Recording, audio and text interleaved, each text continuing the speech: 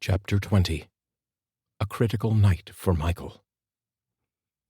222 East Pleasant Street, Apartment 326, Evanston, Illinois, 10:30 p.m. Sharon slid her key into the lock of the eggshell-painted door with the number 326 displayed at eye level as Michael stood behind her. "This is a pretty nice building for being so old. You can tell a lot of renovation work went into keeping it up to code. I like the ornate trim and cove molding at the ceilings. It's very distinguished." "Yes, I looked for an apartment in this area because I like older buildings. There are more problems to contend with, but you can't beat the old-time construction quality for warmth and quiet." As she opened the door to her apartment, she reached around the corner and flipped on the wall switch that lit a table lamp sitting nearby. The apartment was very nicely decorated, but that was expected, considering Sharon was a decorator. The door opened into a living room area, which boasted hardwood floors covered with custom-designed rugs. The walls were painted a light gray with dark and light beige accented ruled lines towards the top of the walls. The furniture featured a modern set of dark green leather pieces, including a couch, a love seat, and an oversized chair. Glass tables could be found throughout the area, and very modernist works of art and oil paintings. "Wow, you have very modern tastes for yourself. I can't believe that you were able to suggest the Victorian-style furniture that you did for my house." "Decorating is based on the person that lives in the environment, Michael. I have to judge the person and then make a recommendation. I have different tastes for different rooms. Excuse me, I need to use the bathroom. I will be right back.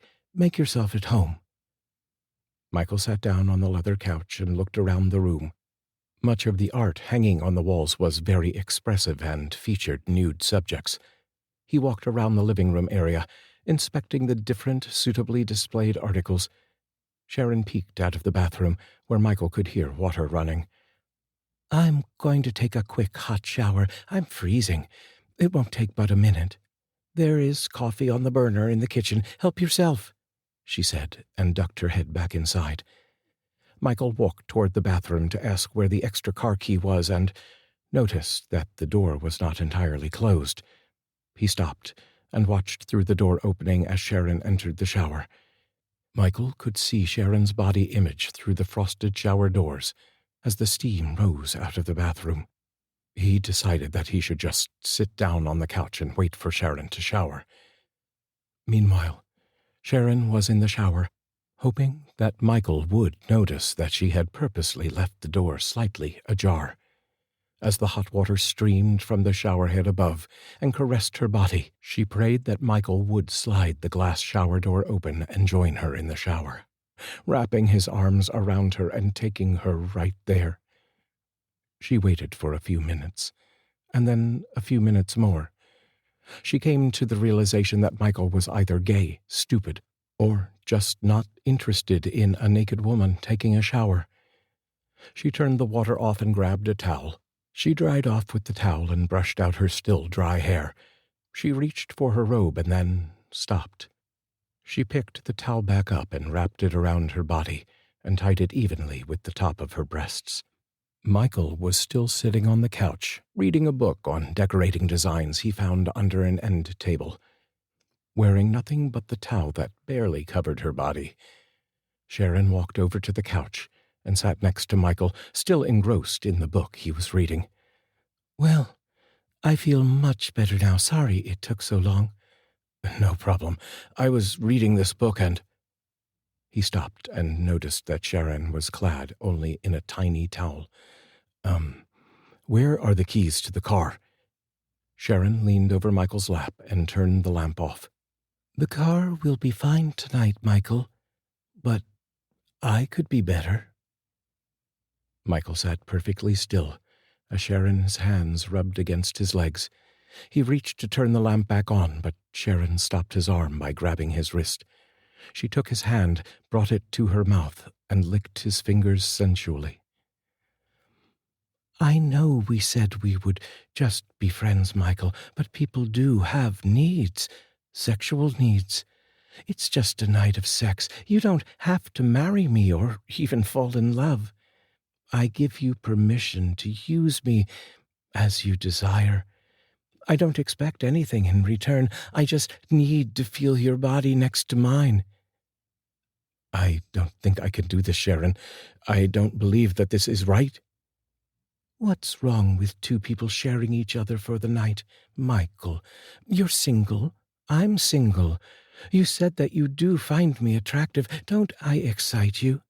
she said as her hand glided across Michael's lap and onto the crotch of his pants.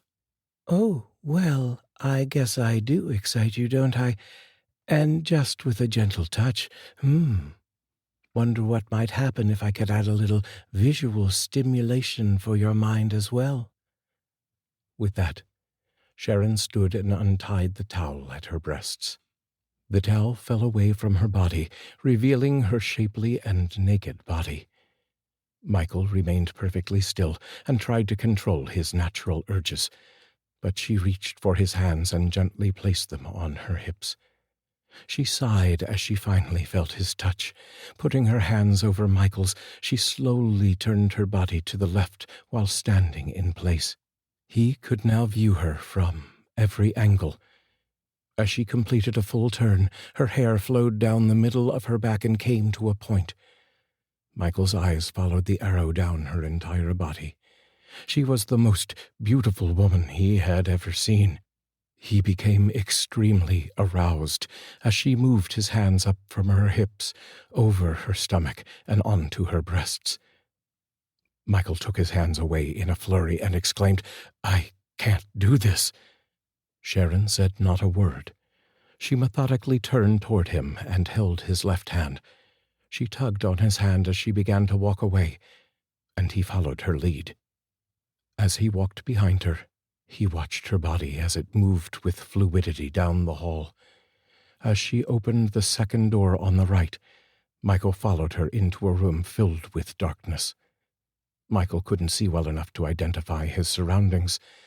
As a match was lit and applied to a nearby candle wick, it was now apparent that they had entered Sharon's bedroom. Michael, genuinely afraid and confused, began to tremble slightly. He looked around the room and couldn't help but notice that the furnishings were identical to the Victorian bedroom set that Sharon selected for the Festive Lane house a mere 4 hours earlier. Sharon lay on the bed and struck a seductive pose as Michael watched the candlelight dance across her torso. Gliding her hands slowly over her body, she said, "Come on, Michael. I won't bite, unless you're into that kind of thing." And she smiled. Michael took one step closer to the bed and saw the candlelight reflect in Sharon's eyes. As he looked, he realized that something was wrong. There was something in her eyes that he just didn't recognize, something he never saw in Ariana's eyes. He couldn't figure out what it was, but as he stared a moment longer, he realized what was missing. Sharon's eyes didn't have that distinct sparkle that was always present in Ariana's eyes. Sharon's eyes were void and empty. It sent a shiver down Michael's spine, and he stepped back. "What's wrong, Michael? It's just sex." "That's what's wrong. I don't have sex just to have sex. I make love, and to make love I have to be in love. I don't love you, Sharon, and as you've stated, you don't love me. I think I'd better leave. Good night, Miss White," Michael replied as he turned and exited the bedroom.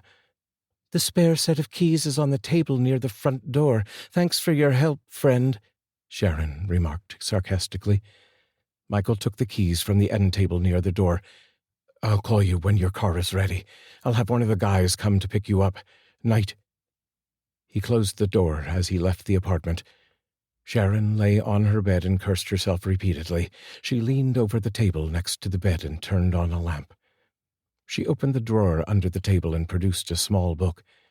As she read the book's pages, she stopped at one page and scanned it up and down. Picking up a nearby phone, she dialed as she read a number from the book. "Hello?" said a male voice. Jimmy, hi, it's Sharon. Are you doing anything right now? The following day, 9 a.m., 148 Festive Lane. Michael took the spare set of keys for Sharon's car and opened the driver's side door. He reached down under the dash and pulled the lever that popped the hood. He removed the dead battery and installed the new one he purchased earlier that morning. The removal and installation of the batteries took only a few minutes. Michael got inside of the car and started it up immediately. That was the problem, all right. A worker walked in front of the car and shouted to Michael, "Your lights are on." Michael reached for the headlight button and shut the light switch off. No wonder the battery went dead. He shut the car off and got out. He closed the hood and picked up the old battery off the cobblestone pavement. Guess I'll throw this in the trunk. He opened the trunk with the spare key and placed the battery inside. He noticed a new pair of jumper cables lying in the rear of the trunk. What a conniving woman. Then he looked closer and saw the unmistakable identification mark on the red plastic handle of the positive lead. M. Carter was written in black marker. And a thief as well. Michael took the cables and shut the trunk of Sharon's car. As he walked over to his pickup truck, Jimmy pulled up beside him in his car. Sharon was in the passenger's seat. "New cables, Mike?" asked Jimmy. "No, I borrowed them to a friend. They have just been returned," Michael replied as he threw the cables into the truck's bed. Michael walked back over to Jimmy's car. Bending down on the driver's side of the car, he looked inside to see that Sharon was ignoring him and looking straight ahead. "So I guess I don't have to send anyone to go and pick you up. Your car is fixed. Here's $10 change from the battery. It was on sale," Michael said. "Why don't you just keep it for a job well done?" replied Sharon, who looked as if she hadn't slept all night. "A job well done. Well then, I believe this belongs to you, Jimmy," Michael replied as he slipped the folded-up bill into Jimmy's shirt pocket and walked away. Jimmy smiled. "Man, I must be living right. I spend the night with a beautiful woman, and before I even get out of my car for work, I make $10. Sharon opened the door of Jimmy's car and got out. She slammed the door shut and looked inside the open window. "Well, based on last night's performance, I'd say Michael overpaid you by about $9. Thanks for the lift, Jimmy." As Sharon stormed back to her car, Jimmy held out his window.